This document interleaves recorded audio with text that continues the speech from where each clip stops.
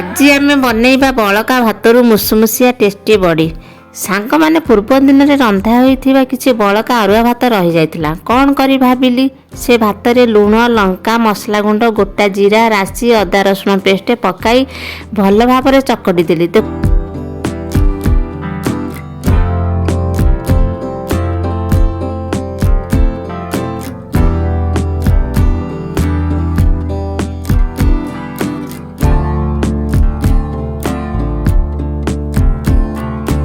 ଦେଖନ୍ତୁ ସାଙ୍ଗମାନେ, ଚକଟାଟା କେତେ ସୁନ୍ଦର ଦେଖାଯାଉଛି।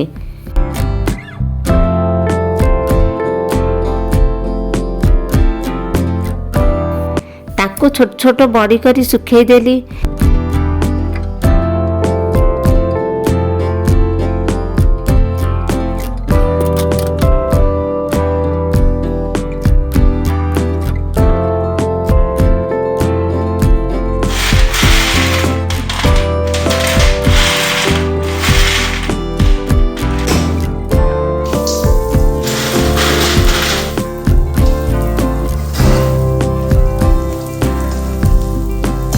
ତାହା 2 ଦିନ ଶୁଖିଗଲା ପରେ ତାକୁ ତେଲରେ ଛାଣିଦେଲି।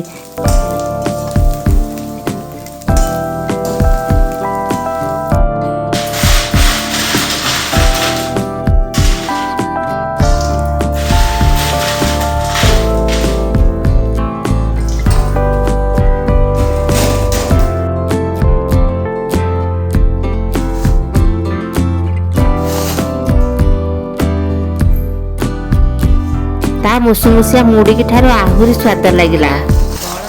ସାଙ୍ଗମାନେ, ବଜାରରୁ ଆମେ କିଣିକି ଖାଇବା ଅପେକ୍ଷା ଘରେ ଏମିତି ଛାଣି ଡବାରେ ଷ୍ଟୋର କରି ରଖିବା ଏବଂ ସନ୍ଧ୍ୟା ସମୟରେ ଏନ୍ଜୟ କରିବା। ରହୁଛି, ଜୟ ଜଗନ୍ନାଥ।